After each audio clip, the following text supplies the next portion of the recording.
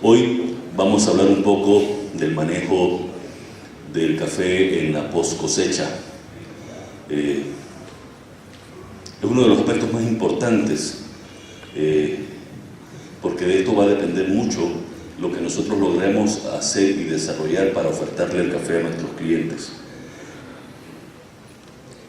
Debe haber una planificación en el proceso de la cosecha.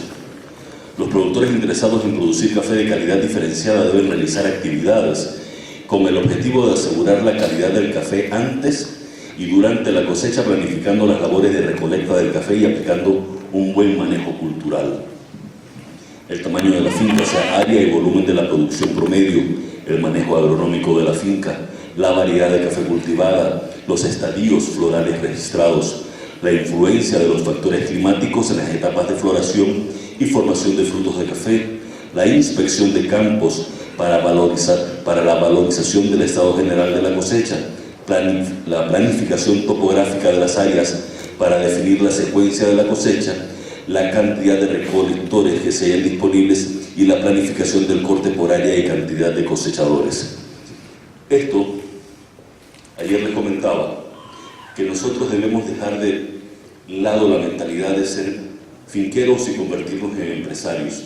El ser empresarios nos va a permitir a nosotros tener este tipo de planificación para poder llevar un detalle, un control correcto y adecuado de cuánto nosotros vamos a necesitar y de cuánto nos va a costar a nosotros cada una de las etapas en el proceso de la finca, ¿no? En cada una de sus etapas, ¿no? Desde la siembra hasta la recolección, y lógicamente aquellos que tengan en la parte de procesos beneficiado húmedo o beneficiado seco.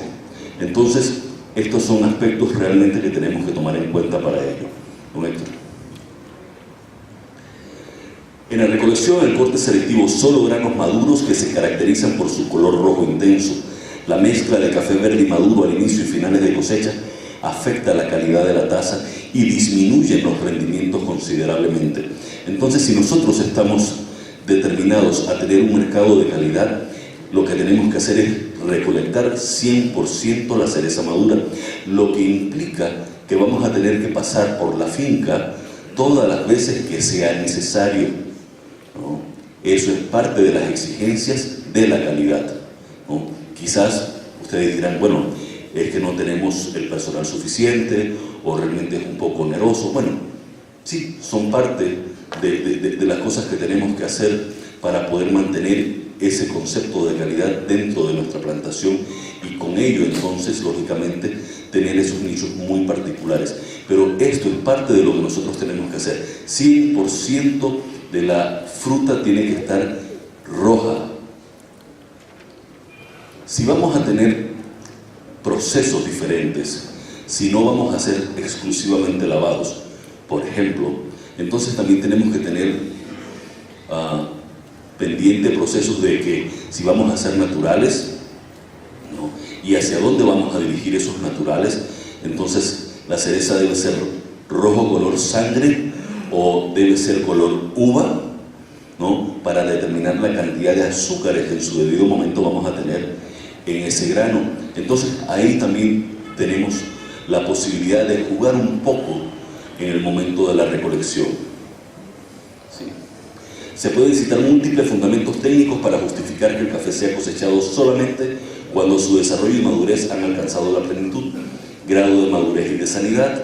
La corta selectiva se realiza cortando los frutos de color rojo brillante. Se debe iniciar el registro de cada lote de café cosechado. El café recogido del suelo debe manejarse conformando un lote separado permanentemente del resto del café y el traslado diario para procesar la fruta.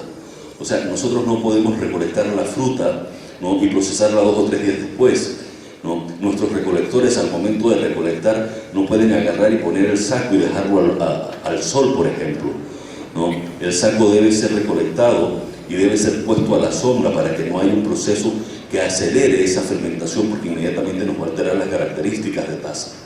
Entonces, son estos cuidados los que tenemos que tener al momento en que estamos nosotros desarrollando o nuestros colaboradores están haciendo la recolección. Acá podemos ver un cuadro de las etapas del desarrollo del fruto, ¿no? En sus pesos mínimos y máximos, los pesos promedios, la humedad del grano, el peso del grano en seco y el número de granos en 100 gramos de café más o menos cuánto va a dar en verde, en pintón, en maduro y en sobremaduro, o el negro que es recogido del suelo.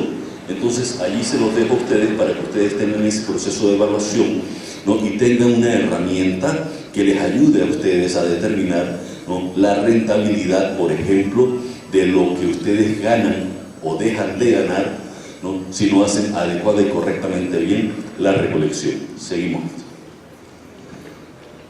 Verde. El estado verde se caracteriza por una fuerte astringencia y lo pesado que presenta la bebida.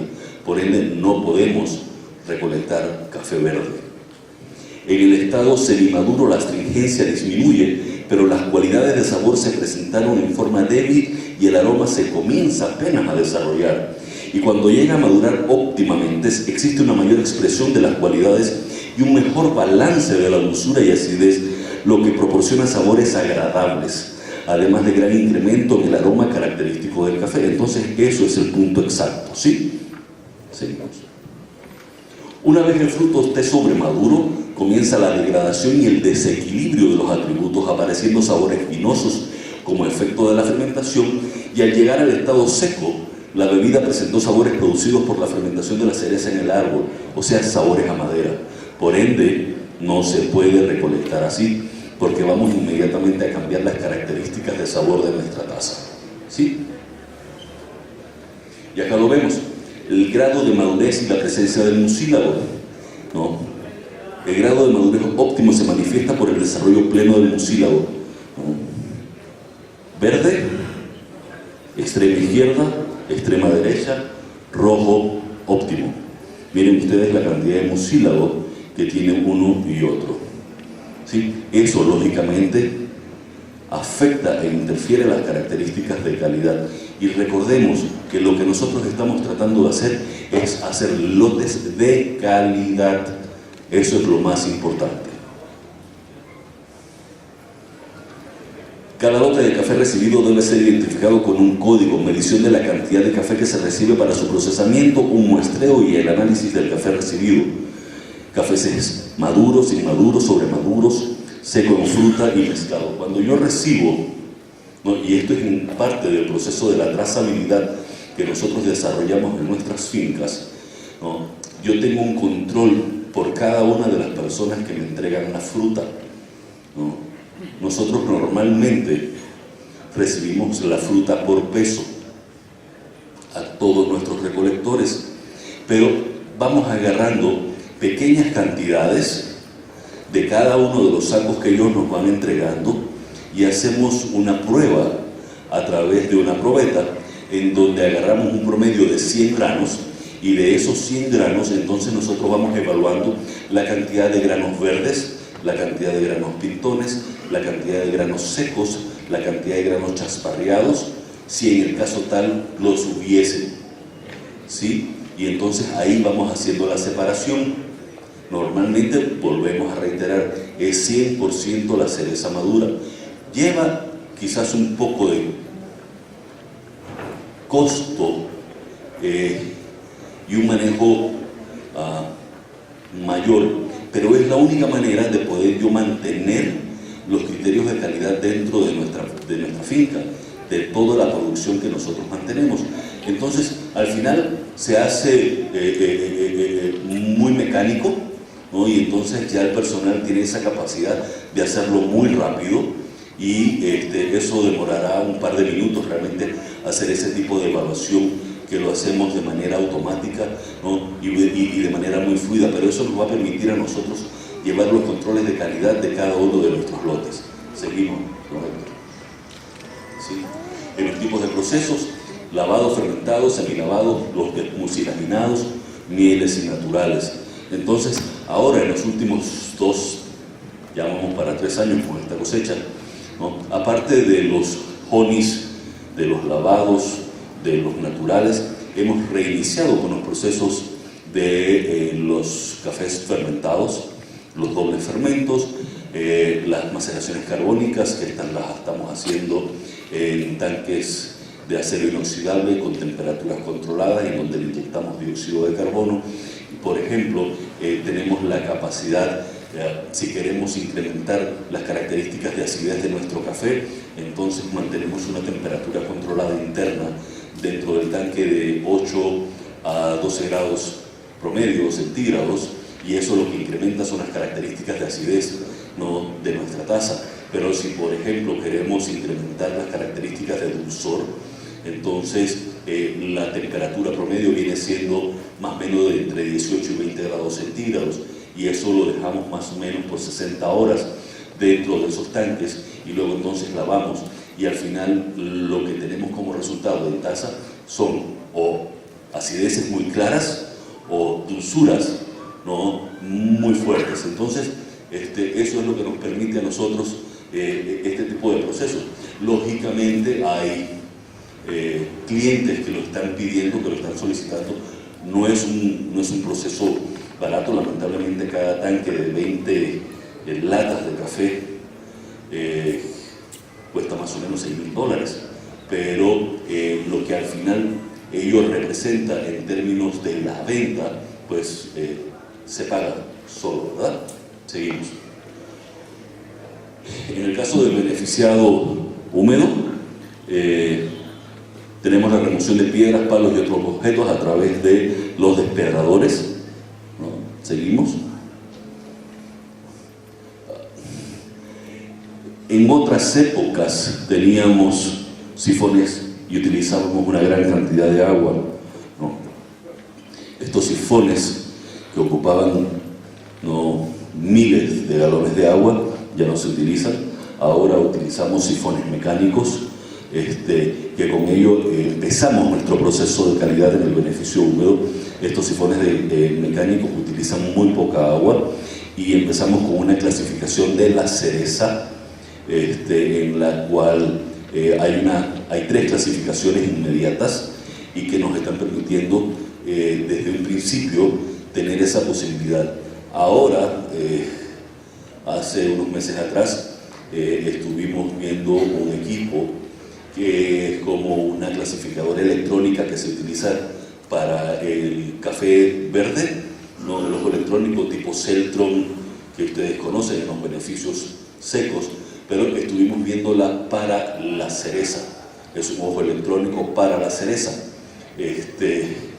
Lamentablemente es extraordinariamente costosa, cuesta casi $70.000, pero estamos un grupo de productores viendo la posibilidad si hacen un pool entre 4 productores en mi pueblo, y tenemos la posibilidad de accesar a una, porque consideramos que eso lógicamente nos va a permitir a nosotros todavía tener una mayor ventaja para el tema de la calidad. Entonces estamos viendo y acariciando la idea. No digo que sea ya, pero pues estamos tratando de ver, porque sí tenemos que buscar opciones y alternativas que a nosotros nos permitan tener este tipo de maquinaria. ¿Y por qué lo estamos pensando?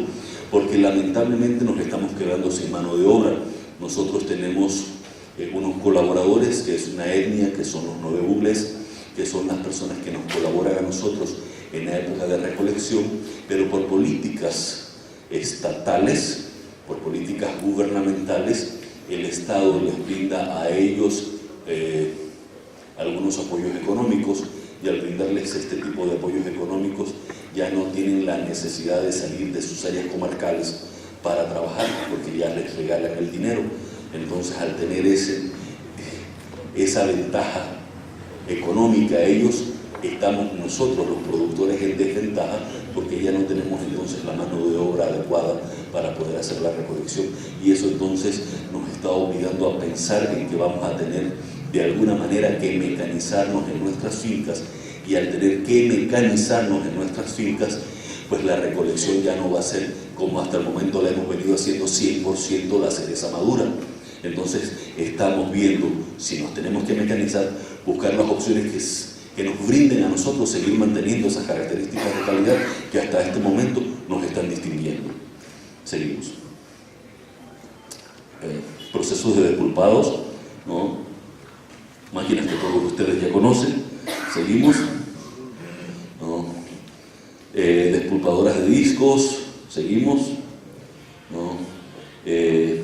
Equipo con separadoras de verde, ¿no? Siempre tratamos de mantener separadoras de verde, no escapamos de que de pronto vaya un granito verde, entonces, aunque es lo mínimo, pero siempre tratamos de mantener separadoras de verde en el proceso húmedo. Seguimos, ¿no? Hacemos separaciones del primero, segundo pergamino en el proceso ya al final del destapado. Sacamos las borras, por ejemplo, y lógicamente mantenemos aún las tinas de fermentación, ¿no? Estas tinas de fermentación, como ustedes podrán observar, las tenemos recubiertas por baldosas, no es de cemento como tal, sino que están recubiertas de baldosa para poder tener un mejor control en el proceso de la fermentación, ¿no? Nuestras desmucilaginadoras, ¿no? Seguimos. Tenemos el manejo de los desechos a través de tinas de oxidación, ¿no? Estas tinas de oxidación prácticamente ya no se están utilizando, pero se siguen manteniendo en algunos beneficios, y al final esa agua que sale de ese proceso de manejo de las tinas de fermentación se utiliza para regar las fincas y este tipo de cosas. ¿Seguimos? ¿No? Estamos ahora instalando en algunos beneficios plantas anaeróbicas para el manejo de nuestros desechos. Estamos utilizando biodigestores para las aguas, para el residuo del mucílago en las desmucilaginadoras. Con ello entonces estamos generando gas. Este gas lo estamos empleando en nuestros campamentos para que nuestros empleados tengan el uso del gas de manera directa, y la pulpa la estamos lógicamente convirtiendo en compost para retornarlo a la finca. Y acá pues, ¿no?, una operación del sistema de los tratamientos de las aguas residuales, el filtrado mecánico, la sedimentación, la estabilización de la acidez en el agua, el tratamiento por un sistema bacteriano anaerobio y la descarga del cuerpo receptor que ya va completamente limpio en el caso tal de ser necesario que vaya a la quebrada o al río. Pero normalmente ahora la tendencia es a regar potreros con estas aguas, ¿sí?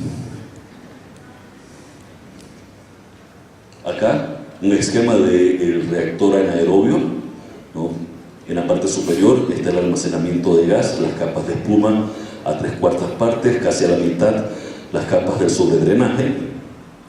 En el fondo, los fangos en proceso de digestión, y ya en el fondo el fango digerido, ¿no?, en donde está la entrada y la salida, ¿no?, de los mismos. Y estos son parte de los tanques que nosotros en algunas de las fincas mantenemos.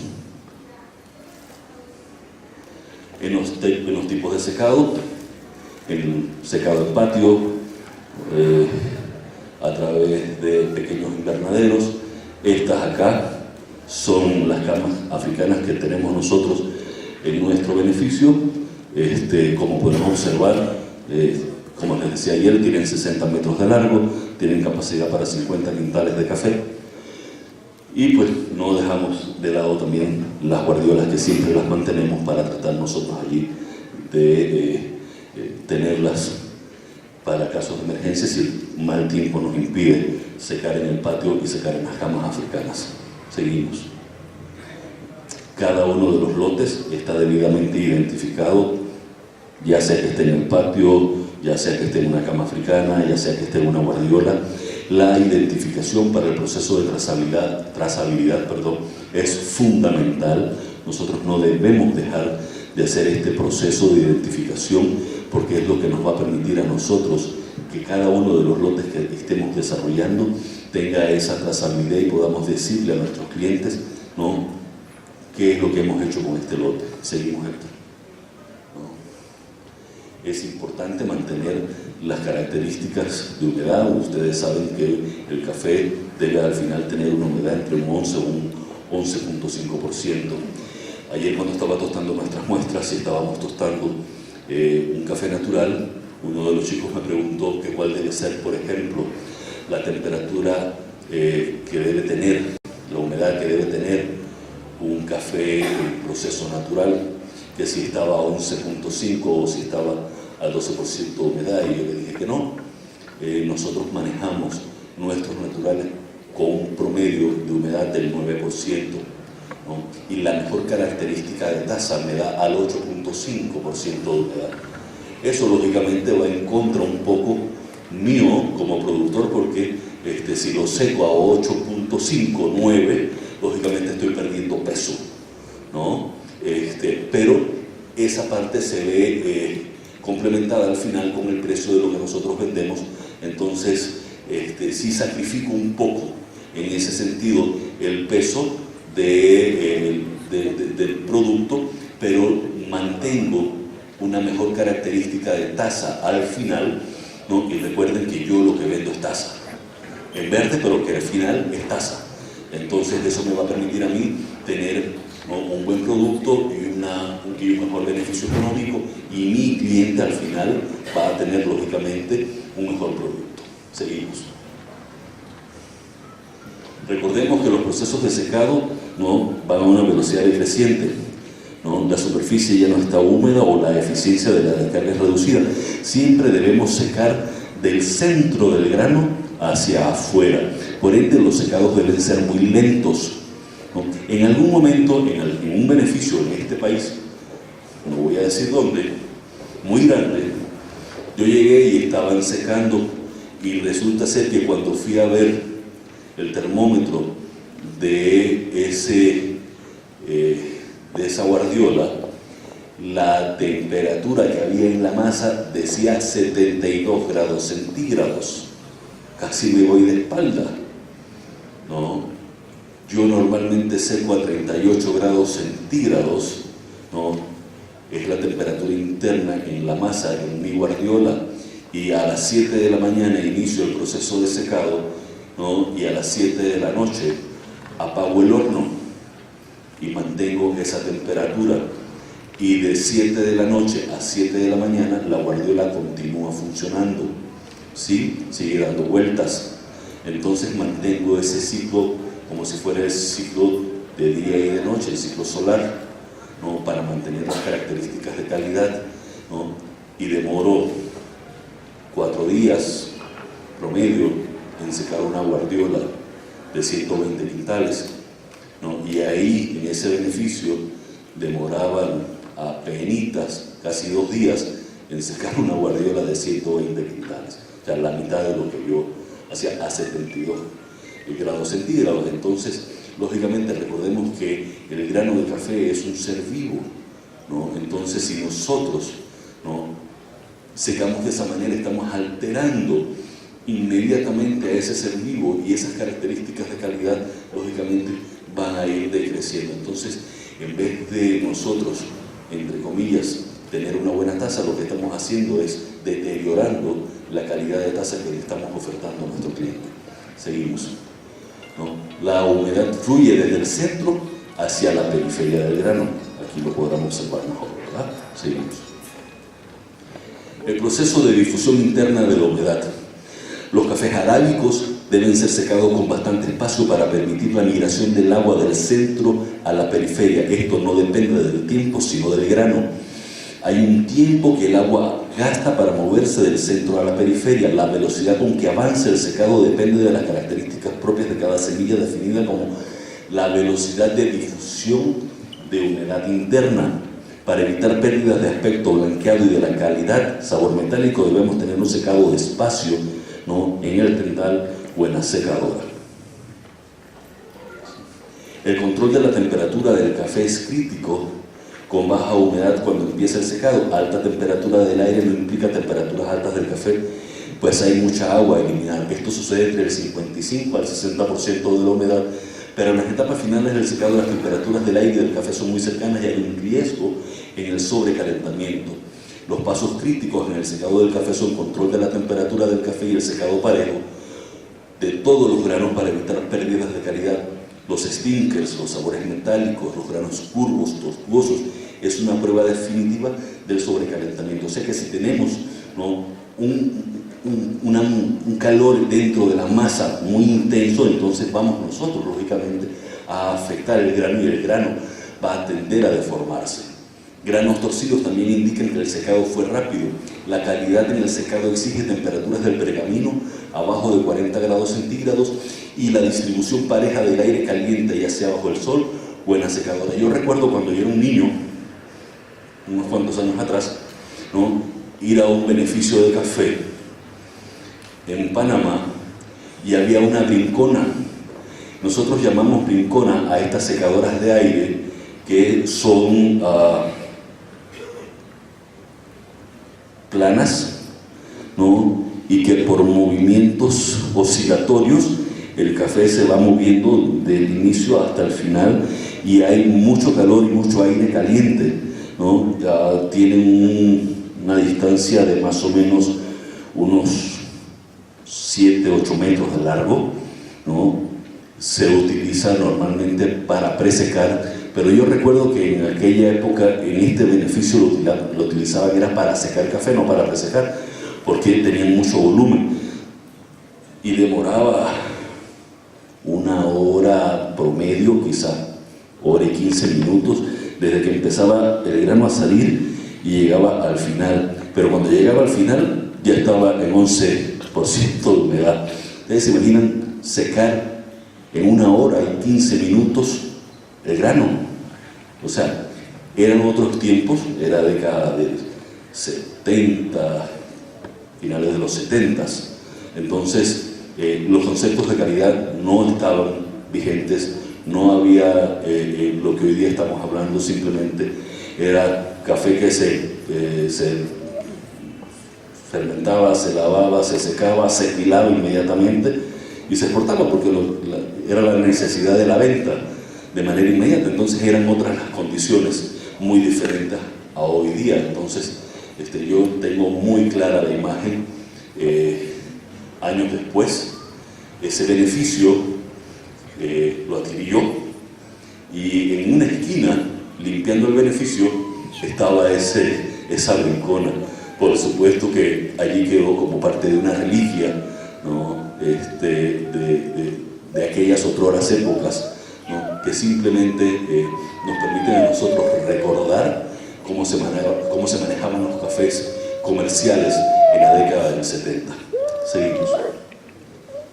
Las temperaturas del grano mayores a 40 grados centígrados colapsa la formación de los vasos capilares y el grano y se fractura en bloques perdiendo la calidad. Y aquí un grano correcta y adecuadamente bien secado a la izquierda, ¿no?, y un grano secado de manera muy rápida en el extremo derecho.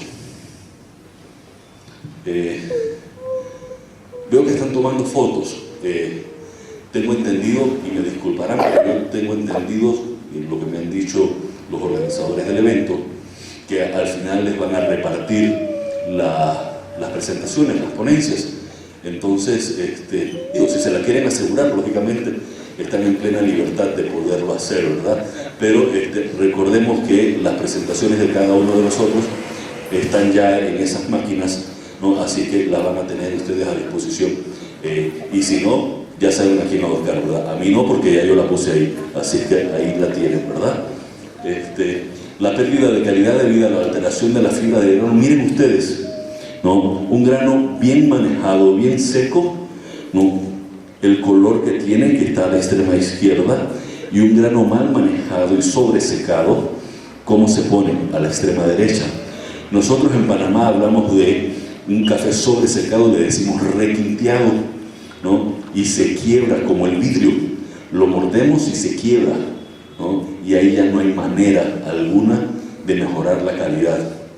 En algunos momentos, en algunos beneficios, cuando hay problemas en el proceso de secado porque tenemos un cuello de botella en el pico de la cosecha, entonces hay beneficios que toman la determinación, por ejemplo, de que como no tienen capacidad de secado, presecan hasta 18% de humedad y agarran esos cafés, los dejan y los almacenan por determinada cantidad de días, y ya cuando entonces están un poco más holgados vuelven y los terminan de dar punto en las guardiolas al 11.5, 11.5. Eso es válido. Allí no tenemos pérdida en las características de calidad.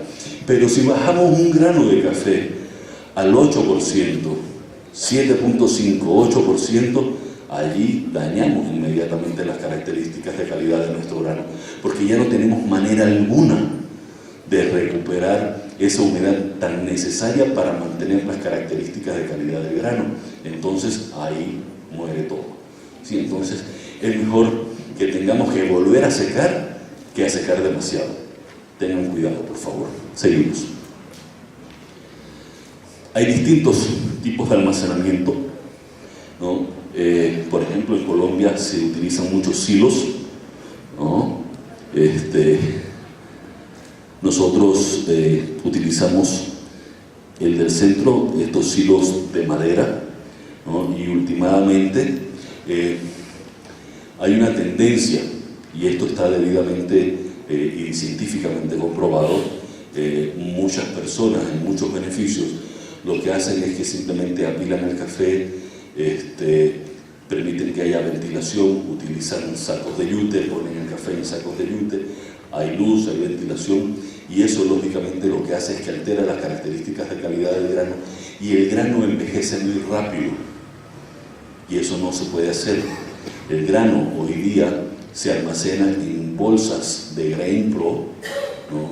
Se sella, ¿no? Y se almacena en estos silos que tienen paredes de madera, en donde no entra luz, en donde no entra aire, y en donde tenemos una temperatura relativa de 18 a 20 grados centígrados promedio, con una humedad del 60 al 65%. Lo que hacemos nosotros es que mantenemos deshumidificadores adentro de estas bodegas, y así es como podemos mantener las características de calidad hasta por un año de este café, ¿no? Entonces, es importante que hoy día sepamos cómo debemos guardar y almacenar nuestro café, ¿no? Y dependiendo de las características, de la variedad, entonces así mismo va a determinarse el reposo. Por ejemplo, caturras, catuaís, deben tener un mínimo de 40 a 45 días de reposo en bodega para que haya ese proceso de añejamiento y para que la taza tenga esas características adecuadas. En los portes altos, los borbones, los típicas, ¿no? Nosotros hemos encontrado que 90 días son tiempos adecuados de añejamiento para estas variedades. En el caso del geisha y del java, por ejemplo, hemos encontrado que 150, 180 días, ¿no? Son fantásticos para que ese proceso de añejamiento haya cumplido su labor y que todas esas características organolépticas se hayan potencializado. Entonces, sí demora mucho, ¿no? Pero la espera bien vale la pena para nosotros. Seguimos. En resumen, la pérdida de calidad del café pergamino durante el almacenamiento se ha creído que está relacionada con el calor y la humedad dentro del ambiente y el almacenamiento. Nosotros como autores nos proponemos definir la relación entre estos factores sometiendo cafés en silos sellados bajo 20 diferentes situaciones de almacenamiento. Estos involucran 4 diferentes contenidos de humedad y 5 diferentes temperaturas a lo largo de un periodo de 12 meses. Hemos encontrado la existencia de relaciones definidas entre las diferentes condiciones de almacenamiento evaluadas, de las cuales se presentan en las gráficas. De aquí se obtienen conclusiones acerca de las mejores condiciones. Entonces, nosotros hemos hecho estudios a lo largo de todo un año para poder determinar que hemos encontrado que en 40 a 45 días el café almacenado para las variedades tradicionales como caturra y catuay es el óptimo, que 90 días es el adecuado para los típicas y los borbones, y que 150 y 180 días son los adecuados para los javas y para los geishas, ¿no? Y eso lo hemos graficado nosotros para poder llevar esos controles de los registros de humedad. Recuerden ustedes que en esas bolsas en donde guardamos el café hay una mezcla de humedades entre los granos, ¿no? Hay una homogenización y al final todos los grados terminan teniendo exactamente la misma humedad. Seguimos. Menchú, investigador guatemalteco, indica que el clima ideal para el almacenamiento es una temperatura media de los 20 grados centígrados y, como les decía, del 65% la humedad relativa, ¿no? Esto en las características de las bodegas. Seguimos. En los procesos de beneficiado seco, ¿no? La catadora de succión, la catadora de impulso, la clasificadora por tamaños, parte fundamental del proceso. Seguimos, ¿no? Las densimétricas, muy importante para poder evaluar las características de calidad de nuestro grano. Seguimos, ¿no? Las piladoras del grano, tipo Squire, ¿no? En este caso, a los pequeños productores, por ejemplo, nosotros les estamos recomendando esta maquinita, ¿no? Esta maquinita es una máquina de operaciones múltiples, ¿no? Que te pila y te clasifica el grano y te da 3 diferentes calidades, ¿no? Inclusive en Brasil, que es donde la fabrican, las montan en unos camiones y las pueden trasladar de finca en finca para brindar el proceso. Entonces, nosotros en Panamá les recomendamos a los pequeños productores que tienen el interés de ser beneficiadores y que no tienen la capacidad de montar un beneficio muy grande, que compren esta máquina. Esta maquinaria no es tan costosa, entonces tienen la oportunidad de tener un equipo compacto y de buenas características de calidad.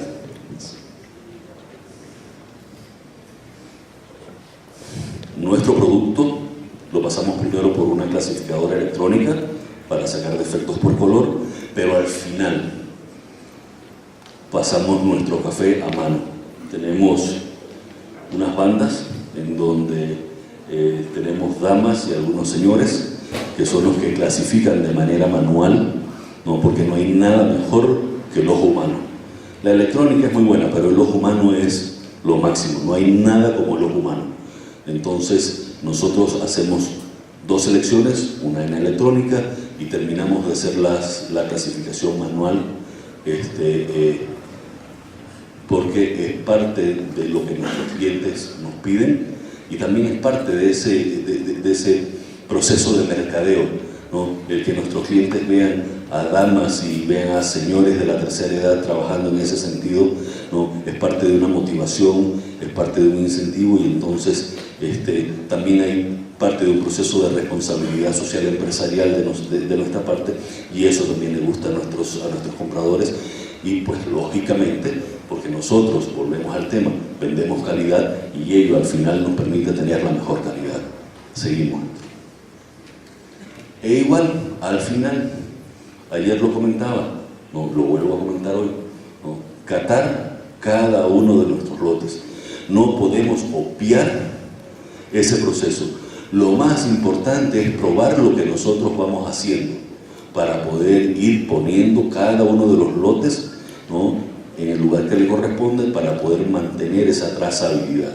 Seguimos, ¿no? Y al final, pues el proceso de exportación, ¿sí? Y con ello, pues lógicamente, finalizamos este proceso de lo que sería el manejo post cosecha. Muchísimas gracias. Los espero.